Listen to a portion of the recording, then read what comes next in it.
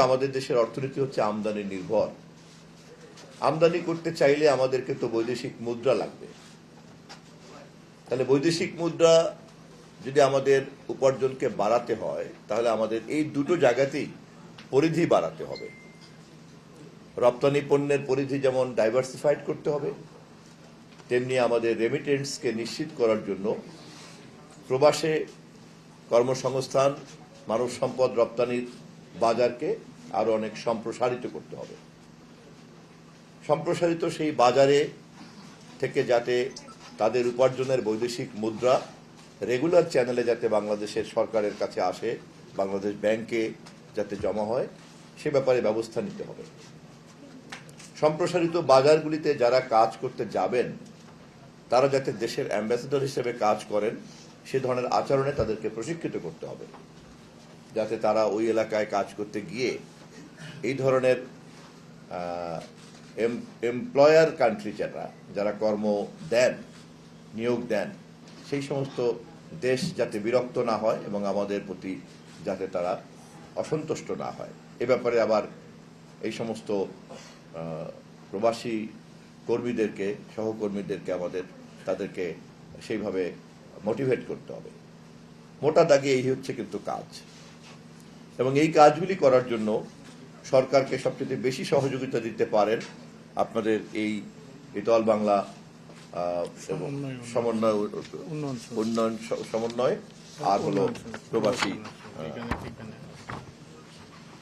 যাই হোক, এই সংগঠন দুটি, সমন্বয় উন্নয়ন সমিতি এবং প্রবাসী উন্নয়ন সমিতি, এই ধরনের প্রতিষ্ঠান আপনারা সরকারকে সহযোগিতা দিতে পারেন। তা আমরা যদি আমাদের আলোচনাকে শুধুমাত্র রেমিটেন্সের মধ্যেই সীমাবদ্ধ করি, কারণ রপ্তানি আয় কিভাবে বৃদ্ধি করবে এটা যারা বিভিন্ন পণ্য রপ্তানি উৎপাদন করেন তাদের ব্যাপার। হ্যাঁ, এর বাইরে আরেকটা ক্ষেত্র আছে, সেটাও একটা বড় ধরনের কাজ হতে পারে, সেটা হচ্ছে পর্যটনের ক্ষেত্রে। কারণ পর্যটন যদি আন্তর্জাতিক পর্যটকদের দৃষ্টি আকর্ষণ করা যায়, তাহলে তারা এসে এখানে ডলার খরচ করবেন, বৈদেশিক মুদ্রা খরচ করবেন। যদি আজকে কুয়াকাটা বা আমাদের কক্সবাজারে এমন পরিবেশ তৈরি হয় যে হলিডে করতে বিদেশ থেকে সবাই আসবেন এবং বৈদেশিক মুদ্রা এখানে খরচ করবেন, যদি সেরকম অবকাঠামো তৈরি করা যায়, তাহলে এটা আরেকটা ক্ষেত্র হতে পারে আমাদের বৈদেশিক মুদ্রা উপার্জনের। এছাড়া কিন্তু চট করে আর নতুন করে বৈদেশিক মুদ্রা উপার্জনের আমাদের আর কোনো জায়গা নেই। তো সেই কারণেই রেমিটেন্স আমাদের জন্য খুবই গুরুত্বপূর্ণ এবং এর পরিধি বাড়াতেই হবে। আপনারা অনেকেই জানেন যে আমরা জনসংখ্যার দিক থেকে এই মুহূর্তে একটা ডেমোগ্রাফিক্যাল ডিভিডেন্টের মধ্যে আছি। আমাদের জনসংখ্যার যে গতি, তাতে কর্মক্ষম লোকের সংখ্যা অনেক বেশি। পৃথিবীর সব দেশে কিন্তু এটা নাই।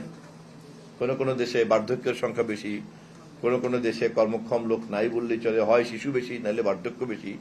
কিন্তু আমরা এখন এমন একটা জায়গাতে আছি যে আমরা আমাদের ডেমোগ্রাফিক্যাল ডিভিডেন্টের জায়গাতে আছি। একটা বড় অংশের কর্মক্ষম জনগোষ্ঠী আমাদের আছে।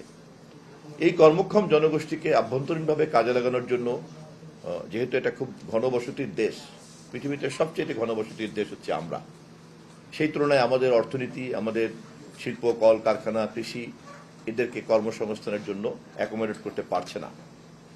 অতএব জনসংখ্যার ভারসাম্যের জন্য এবং আমাদের এই ডিভিডেন্ডকে কাজে লাগানোর জন্য আমাদেরকে রেমিটেন্সের এই জায়গাটাকে বাড়াতে হবে, এই পরিধি বাড়াতে হবে। আমাদের সরকার এ বিষয়ে সজাগ। আমাদের নেতা এ বিষয়ে বারবার আমাদের প্রবাসী কল্যাণ মন্ত্রণালয়কে তিনি পরামর্শ দিচ্ছেন এবং তারা এই বিষয়ে এগিয়ে চলছেন, নতুন নতুন বাজার কিভাবে বাড়ানো যায়।